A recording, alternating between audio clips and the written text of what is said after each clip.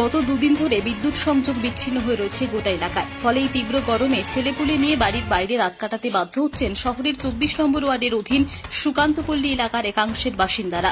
এই এলাকার বেশ কয়েকজন বাসিন্দার অভিযোগ, গরমে হাঁসফাঁস করা অবস্থার মধ্যে আবার এরকম বিদ্যুৎ বিপর্যয়ে রীতিমতো প্রাণ ওষ্ঠাগত হয়ে পড়েছে তাদের।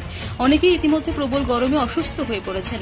বিশেষত শিশু ও বৃদ্ধ বৃদ্ধাদের অবস্থা অত্যন্ত সঙ্গীন। খাবার দাবার নষ্ট হয়ে যাচ্ছে।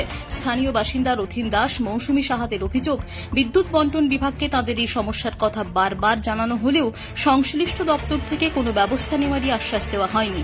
অবিলম্বে এই বিদ্যুৎ বিভ্রাট দূর করে স্থায়ী ব্যবস্থা করার দাবি জানিয়েছেন বাসিন্দারা।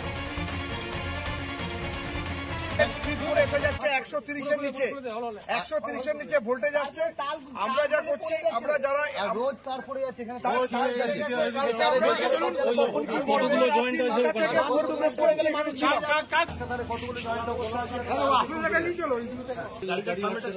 ছিলাম।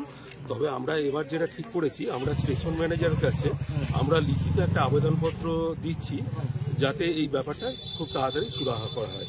এটা আমাদের সেই আবেদনপত্র, এবং এই আবেদনপত্রে আমাদের এখানে সুকান্তপল্লী যারা বাসিন্দারা তাদের সব আমরা সইগুলো এখানে করেছি, আরও করা হচ্ছে। এইগুলো নিয়ে আমরা ওনার কাছে একটা ডেপুটেশনও বলতে পারেন, সেটা হিসেবে আমরা জমা দেওয়া। এর আগেও কি এই ধরনের হয়েছিল?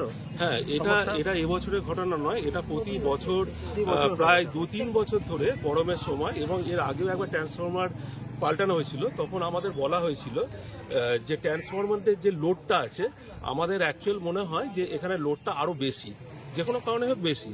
তো তারা এটা যদি এসে সার্ভে করেন বা ওদের যে প্রসেস আছে, তাহলে এটা ধরা পড়ে যাবে। কিন্তু ওটা বারবার ওরা কিন্তু শুনছেন না। ওদের যেটা খাতায় কলমে যে লোডটা করা আছে, সেই লোডটা হিসেব করে এখানে ট্রান্সফরমার দিচ্ছে। তার ফলে হচ্ছে প্রতি বছর ট্রান্সফরমারটা দেওয়ার কিছুদিনের মধ্যেই নষ্ট হয়ে যাচ্ছে। ইভেন এর আগের বছর যতদিন সম্ভব, ভুল যদি না হয়, আগের বছরই দেওয়ার কয়েক ঘন্টার মধ্যেই ওটা নষ্ট হয়ে গেছিল। আপনার নাম?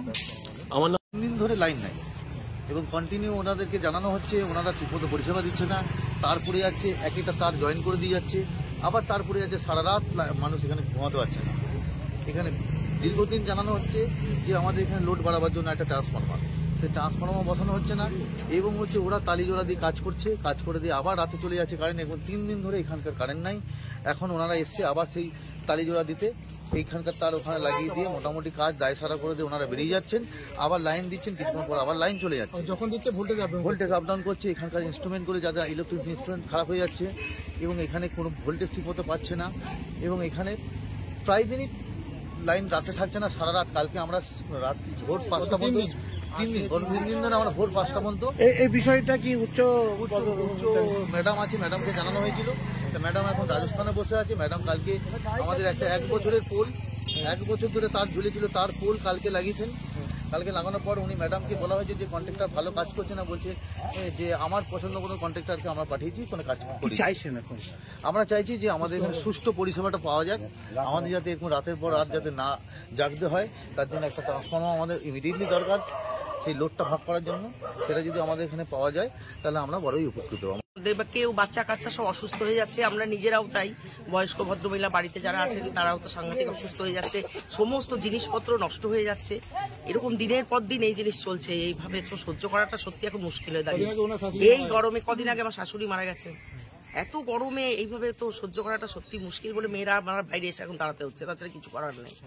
36 ঘন্টা ধরে অলমোস্ট যদি আমাদের এখানে লোডশেডিং হয়ে যায়, মানে সারা 24 ঘন্টার মধ্যে 3 ঘন্টা 4 ঘন্টা থাকছে, তাও একদম ভোল্টেজ একদম নেই, যার জন্য ইলেকট্রনিক গুডস খারাপ হয়ে যাচ্ছে। আমরা অলমোস্ট 36 ঘন্টা ধরে এই প্রবলেম আমরা ফেস করছি। কিন্তু আমরা কালকে সারা রাত আমরা এখানে ছিলাম, এবং আমরা হায়ার অথরিটিকে এইটা দৃষ্টি আকর্ষণ করার জন্য আমরা আজকে এখানে জমায়েত হয়েছি। আমরা এরপরে আমরা পিটিশন করে আমরা ঠিক করেছি আমরা হায়ার অথরিটির কাছে আমাদের পিটিশন জমা দেবো অ্যাজ এ পিটিশনার। এবং তার জন্য আমাদের দুটো কাজ করতে হবে। আমাদের যেটা মনে হয়েছে যে আমাদের এখানে ট্রান্সফরমারের যেমন একটা দিতে হবে, মানে অ্যাজ গুড অ্যাজ আমাদের তারগুলো চেঞ্জ করতে হবে, কারণ তারগুলো লোড নেওয়ার অবস্থাতে নেই। কারণ তারের যা ক্যাপাসিটি আছে তার থেকে বেশি লোড হচ্ছে, যার জন্য তার কেটে কেটে পড়ে যাচ্ছে।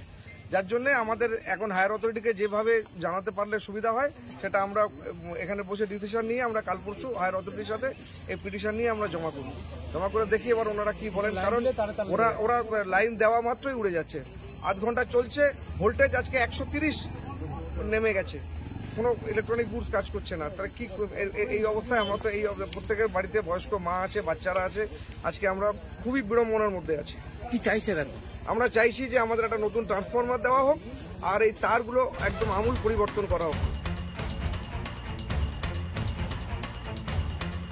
দুর্গাপুর থেকে নিজস্ব প্রতিনিধির রিপোর্ট, টিভি নিউজ 10।